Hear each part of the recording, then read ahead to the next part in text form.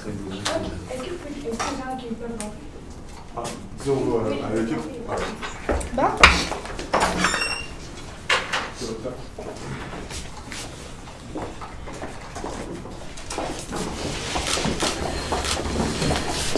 Bonjour. Merci.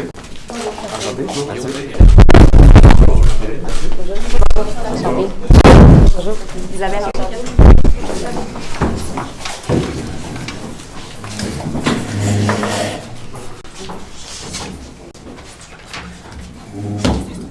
Bonjour et bienvenue au collège celtique. Est-ce que vous préférez avoir les instructions en français ou en anglais? En français. Chaque équipe dispose de 20 minutes afin de présenter son cas au juge. J'afficherai un carton pour indiquer les 10, les 5, les 2 dernières minutes et les 30 dernières secondes de la présentation. Lors des 10 dernières secondes du discours, j'indiquerai à l'aide de mes 2 mains le nombre de secondes restantes. Si vous n'avez pas terminé votre présentation après 20 minutes, elle se verra arrêtée afin de passer à la période de questions.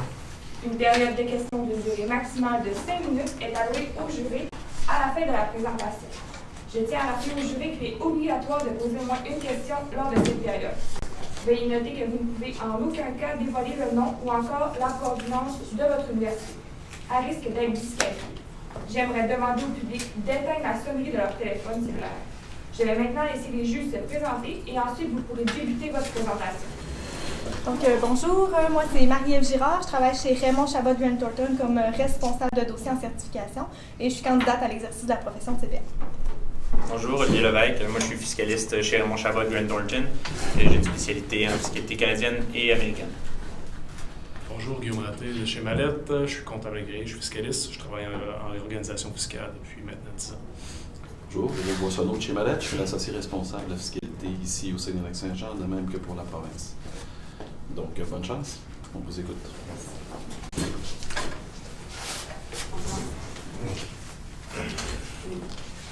Bonjour, M. Dallaire. Premièrement, nous sommes très contents d'être ici avec vous aujourd'hui et j'espère que vous avez fait un bon voyage. Donc, je vous présente ma coéquipière Catherine Blouin, Mathieu Desjardins et moi-même, Isabelle Fossé-Lapointe. Donc, le plan de la rencontre aujourd'hui, donc on va parler de votre société WineFlow au niveau de son impôt, également les soldes fiscaux et quelques recommandations que nous voulons vous faire.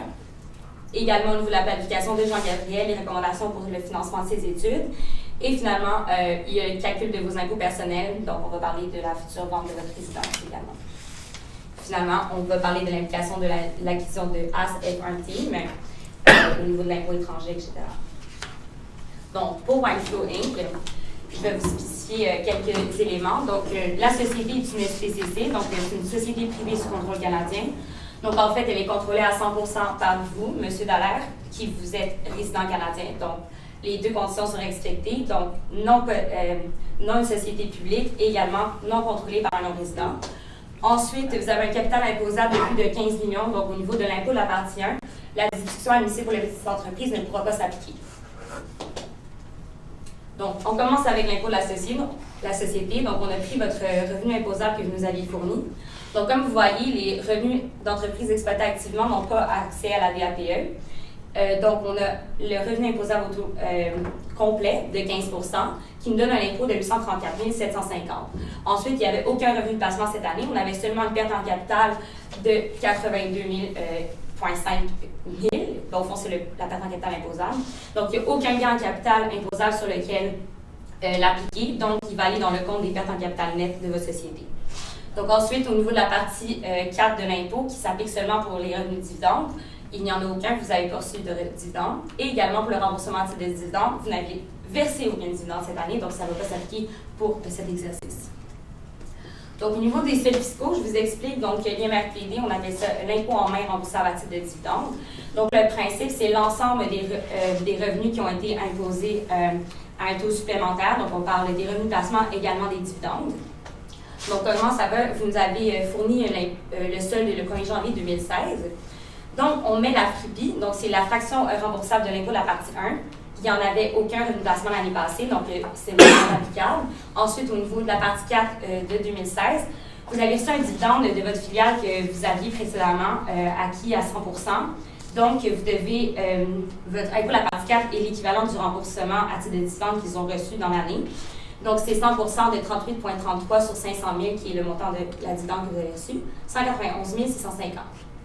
Donc ensuite, pour le remboursement de dividendes de 2016, vous versez 800 000 de dividendes, donc on va chercher 38,33 et un remboursement de 36 640. Ça, c'est pour l'exercice précédent. Donc, comme je l'avais dit mentionné, pour 2017, ça ne s'applique pas. Donc, on a un solde de 685 010 à la fin de l'exercice 2017. Pour le compte de revenu autogénéral, donc le principe, c'est d'aller retirer des dividendes déterminés qui vont, au niveau personnel, avoir un taux marginal plus intéressant que le dividende ordinaire. Donc, c'est en fait le cumul des revenus qui ont été imposés au taux général. Donc, c'est 72 de ces revenus-ci. Donc, en 2016, on avait un revenu de 4 630 000. Également, c'est aussi les dividendes déterminés que vous avez reçus, moins les dividendes déterminés que vous avez versés. Donc, pour le total, le 31 décembre 2017, on se retrouve avec un solde de 3 800 000. Donc, aucun versement de dividendes cette année. Donc, le solde n'a pas changé. Donc, des considérations, au fond, le solde est à payer d'ici 2 mois, vu que la société est une grande entreprise, donc on n'a pas accès aux 3 mois de délai. Donc, ça est dû pour le 28 février, donc on a jusqu'à la fin du mois. Également, le délai de production, c'est 6 mois suivant la fin de l'exercice, donc on se retrouve au 30 juin 2018. Quelques dernières considérations. Au fond, il y a un compte provisionnel à payer, vu que vous avez un impôt à payer supérieur à 5 000. Ça va être des acomptes mensuels, donc vu l'importance des montants. Au fond, il ne faut pas voir ça comme une nouvelle chose. Ça vous permet de répartir votre fardeau fiscal dans l'année au lieu d'avoir un solde à payer vraiment immense à la fin de votre année fiscale. Au niveau du solde de compte de dividendes en capital, donc je vous explique encore, au fond, c'est des dividendes qui vont être non imposables dans les mains du particulier. C'est le cumul des gains en capital non imposables et des pertes en capital non déductibles que vous n'avez pas retirées de votre société, également des primes d'assurance vie que vous avez reçues. Donc, précédemment, au fond, la dernière perte que vous avez faite au 31 décembre de comme 260 000 a rapporté notre compte de dividendes en capital à 0. Donc, le conseil qu'on vous fait, donc on va vraiment garder à l'affût vos gains en capital et on va s'assurer de retirer les dividendes en capital au moment où il y a des gains pour ne pas se retrouver toujours constamment à perte. Voilà. Donc, moi, je vais aborder toute la section concernant la planification de Jean-Gabriel. Donc, pour débuter, vous nous aviez informé de votre besoin, dans le fond, de financer les études de votre fils à raison de 200 000 $ par année pendant une durée de 4 ans. Donc, il y avait plusieurs options qui sont offertes à vous. Premièrement, il y a votre fiducie, dont votre fils est bénéficiaire. Et il y a également la vente de vos placements. Dans le fond, vous voulez lui vendre des placements à un prix faible afin de pouvoir financer les études. Mais nous, on va vous recommander nos recommandations à nous après avoir abordé vos éléments. Donc, pour débuter avec la fiducie, c'est la fiducie présentement qui détient 100% des actions de votre société Winflow. Et la société, le bénéficiaire, c'est votre fils qui est présentement un enfant mineur, donc il a 17 ans. Donc, il y a un impôt supplémentaire qu'on appelle l'impôt sur le revenu fractionné, qui est l'e-tax. Ça s'applique entre autres aux dividendes de sociétés privées qui sont versés aux enfants mineurs. Donc, dans votre cas, votre fils est toujours mineur. Donc, si vous lui versez des dividendes par les biais de la fiducie, il va avoir un impôt sur le revenu fractionné qui va s'appliquer. Comment ça va fonctionner? Alors, dans le fond, on va venir déduire le montant de dividendes reçus dans la déclaration de votre fils et il va être imposé ce montant-là au taux maximal, donc de 33 %. La responsabilité de payer de l'impôt va vous être solidaire aussi là, entre vous et votre fils, si jamais votre fils n'a pas les moyens. Et par contre, ça s'arrête dans l'année où l'enfant atteint l'âge de 18 ans. Donc, on a passé quand même pertinent de vous en parler aujourd'hui parce qu'il a 17 ans. Mais dès qu'il va avoir plus de 18 ans, à ce moment-là, il n'y aura aucun impôt sur le revenu fractionné.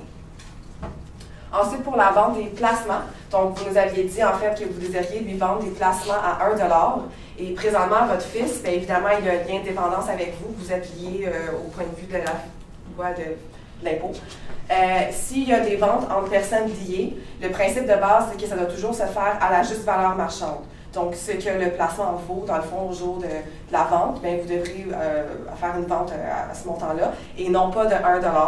Et sinon, il y a un risque de double imposition via l'article 69. Et je vous ai mis juste à titre informatif là, le tableau des conséquences que ça impliquerait pour vous et votre fils si jamais vous faites une vente qui ne se situe pas à la juste valeur marchande. Dans votre cas, vous, c'était une vente d'un produit de disposition sûrement inférieur à la juste valeur marchande, donc de 1 $. Vous risquez d'avoir un produit de disposition imposé pour vous, actionnaire, le vendeur, de la juste valeur marchande. Et votre fils, bien, dans le fond, il va s'imposer, bien, le coût va être le prix qui est convenu. Donc, ça va faire en sorte que lorsqu'il va le revendre à son tour, il va avoir un très gros gain. Donc, ça fait comme une double imposition en quelque sorte. Et j'ai aussi indiqué les règles d'attribution pour s'appliquer. Donc, les règles d'attribution, le principe, c'est vraiment lorsqu'on transige avec une personne avec un lien de dépendance, par exemple les conjoints, les fils et les beaux-fils, les filles aussi, il y a le principe de règle d'attribution. Donc, c'est les revenus seront attribués à l'auteur du transfert. Donc, dans votre cas à vous, les dividendes ou les revenus d'intérêt suite au placement, si vous faites un don à votre fils, ils vont vous être attribués jusqu'à temps qu'il ait l'âge de 18 ans, bien sûr, comme mentionné là. Ça vient remplacer l'impôt sur le revenu fractionné vient remplacer les règles d'attribution. Donc, ça ne s'applique pas si l'impôt liquidité taxe s'applique. OK, donc nos recommandations, en fait, on en a plusieurs pour vous. Là, j'ai mentionné les règles d'attribution, mais sachez que ça ne s'applique pas sur les gains en capital seulement dans le cas des enfants mineurs. Donc, si votre fils dispose d'un placement, c'est vraiment lui qui va s'imposer sur le gain en capital et non vous. Donc, ça peut être un moyen, dans le fond, de fractionner le revenu à ce moment-là. Faire un prêt avec un taux d'intérêt prescrit. Présentement, sur le marché, le taux d'intérêt est relativement faible. Donc, ça peut être un bon moyen, dans le fond, de donner de l'argent à votre fils, dans le fond, en lui faisant un taux prescrit d'un prêt. Par contre, les intérêts devront être payés dans les 30 jours suivant la fin de l'année fiscale. Donc, c'est quand même assez important que ça soit respecté. Mais sinon, il n'y a pas d'autres règles particulières avec les prêts à taux prescrits. Verser un salaire raisonnable à Jean-Gabriel. Donc, présentement, il est stagiaire en ingénierie et vous prévoyez lui verser un salaire d'environ 165 000. Votre salaire à vous est de 200 000. Donc, nous, on juge tout à fait que ce n'est pas vraiment raisonnable comme salaire. Sur le marché, on a estimé qu'un stagiaire en ingénierie ferait à l'entour de 50 000 par année. Donc, aux yeux de la loi sur l'impôt, on trouve que c'est un salaire qui serait raisonnable à lui verser et que ça serait une dépense déductible pour votre société s'il est stagiaire, bien sûr. Et la contribution au régime enregistré d'épargne études, ça c'est un excellent moyen. Par contre, on trouvait plus ou moins pertinent vu que vous avez besoin d'une liquidité de 200 000 puis un maximum de 50 000. Mais tout de même, ça peut être intéressant. Maximum de 50 000 par bénéficiaire, il y a des subventions gouvernementales qui sont disponibles également. Et les cotisations, par exemple, doivent se faire sur plusieurs années. Donc, vous ne pouvez pas simplement verser 50 000 dans le compte de REE, puis ça va se faire sur plusieurs années. Donc, pour ce qui concerne maintenant votre impôt personnel, avant de débuter tout l'aspect de l'impôt à payer, vous nous aviez demandé des sources de liquidité excédentaires puisque vous prévoyez bientôt aller à la retraite et vous voulez avoir des idées, dans le fond, ou des moyens de retirer de l'argent de votre société.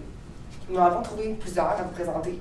Tout d'abord, comme mentionné par ma collègue, vous avez un solde de CRTG qui est élevé présentement et ça nous permet en fait de verser des dividendes déterminés qui vont être moins opposés aux particuliers. Le taux marginal est de 40 comparativement à 44 pour des dividendes autres que déterminés. Donc, ça peut être un moyen.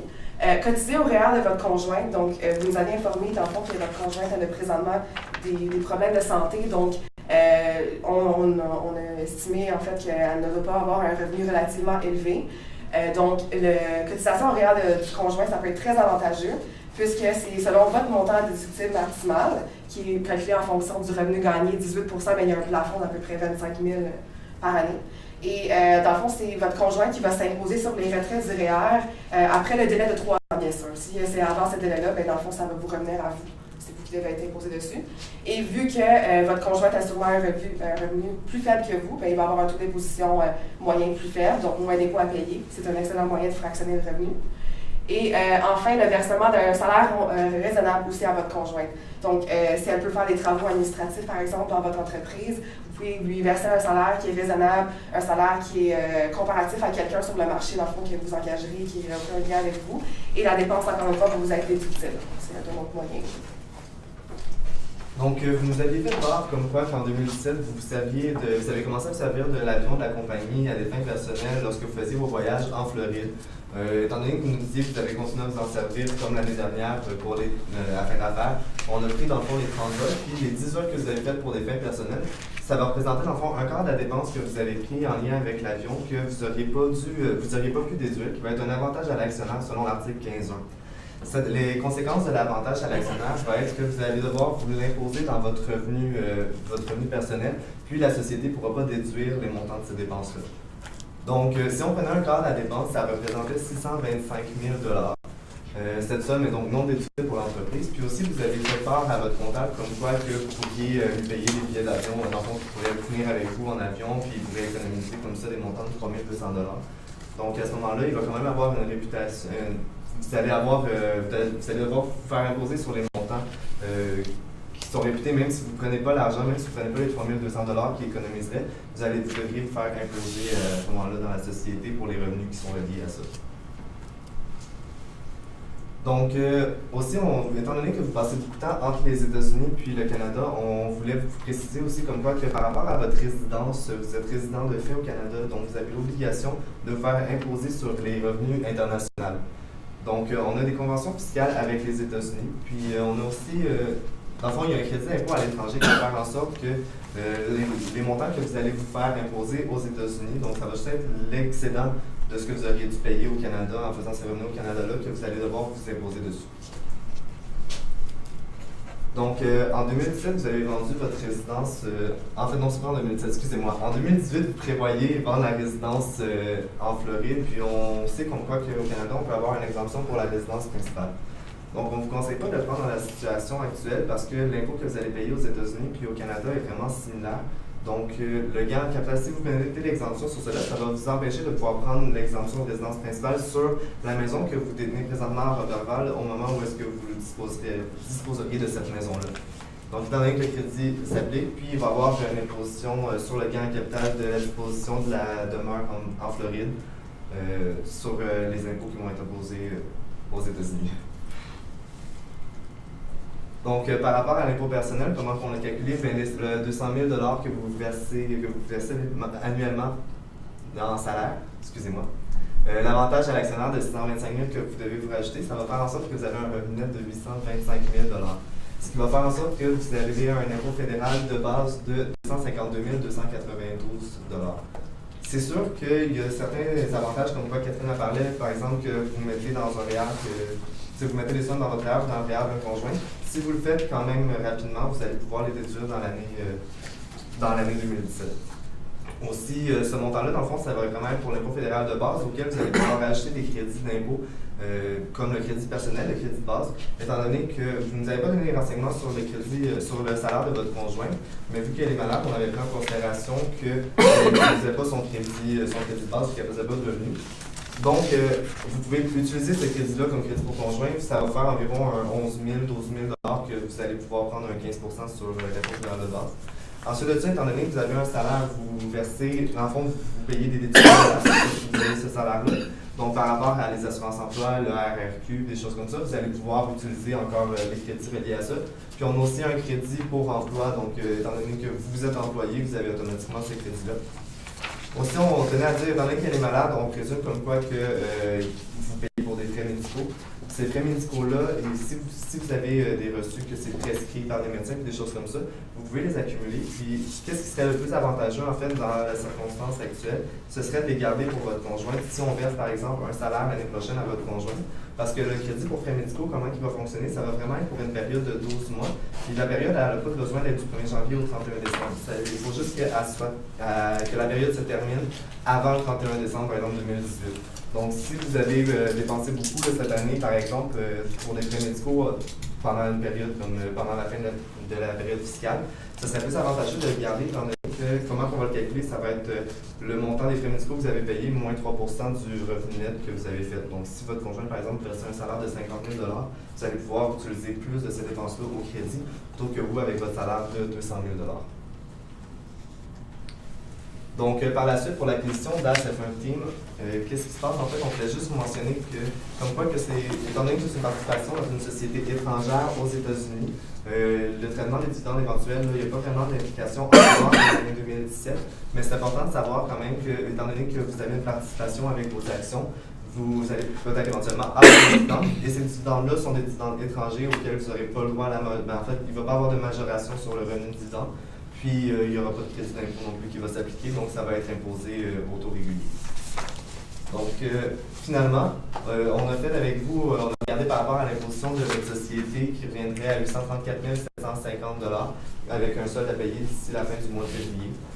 Par la suite, les recommandations quant à votre fils là, pour pouvoir lui libérer des liquidités. Les liquidités que vous pouvez vous libérer pour vous-même puis pour profiter un petit peu de la pré-retraite.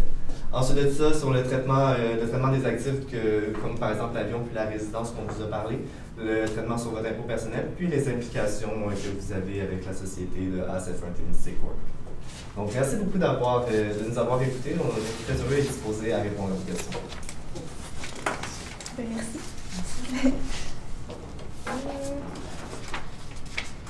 La scolarité à Harvard, ça coûte cher.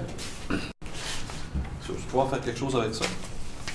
En fait, normalement, je sais qu'on va avoir un crédit pour cette scolarité qu'on peut utiliser sur les dépenses réelles qui ont été organisées. En 2017, en fait, il y a eu plusieurs crédits qui ont été abolis, comme par exemple pour les manuels scolaires, puis par rapport à un autre de ces crédits-là. Donc, la dépense réelle, normalement, on a un 15 %. Si je ne me trompe pas, vous allez pouvoir l'utiliser, ce crédit-là, ou vous pouvez le laisser aussi à votre fils, parce que Harvard devrait s'enregistrer comme une des écoles avec lesquelles on a le droit de prendre un crédit, mais je sais que ce n'est pas toutes les écoles à l'étranger qui vont permettre ce crédit-là. Moi, c'était au niveau, vous avez parlé du statut de résidence, là, résidence de fait. Là, je suis inquiète parce qu'on va aller beaucoup aux États-Unis, donc comment ça se passe? Je voudrais comme plus d'explications par rapport à ça.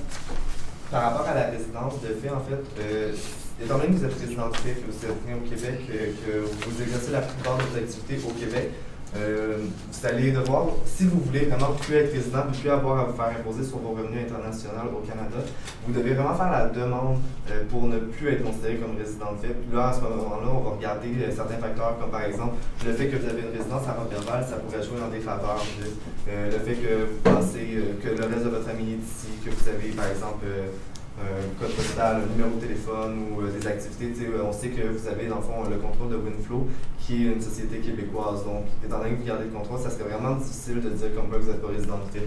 Donc, même si vous passez une année complète aux États-Unis, vous allez quand même garder la résidence canadienne. OK, parfait. Aussi, juste au niveau de la fiducie, je sais que vous me dites que Jean-Gabriel il est mineur, donc c'est pas fiscalement avantageux de fractionner avec lui. Donc, je comprends qu'à partir de l'année prochaine, en vertu de l'acte, je n'aurai pas de problème à fractionner mon revenu. Dès qu'il atteint l'âge de 18 ans, les règles d'attribution ne s'appliqueront plus. Okay. Mais en fait, les taxes non plus, vu qu'il a 18 ans. Présentement, il y a une réforme en cours. Ça se peut que ça soit jusqu'à l'âge de 26 ans. Il n'y a rien de confirmé vraiment à ce jour-là. Il y a plusieurs discours là-dessus. Sinon, les revenus dans la fiducie, si vous les laissez là, sont déposés aussi au taux maximum. Donc, juste de rien garder dans la fiducie, de distribuer à vos bénéficiaires, que ce soit quelqu'un qui vous est pas lié. Merci.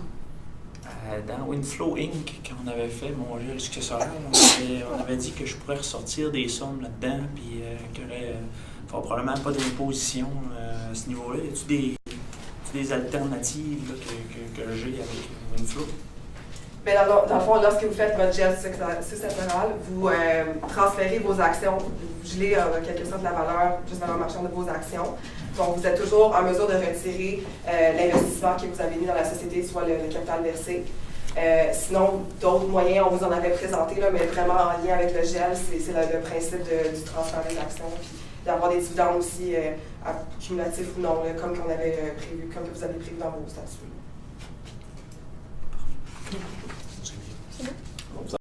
Merci. Merci. Merci beaucoup. Merci. Merci.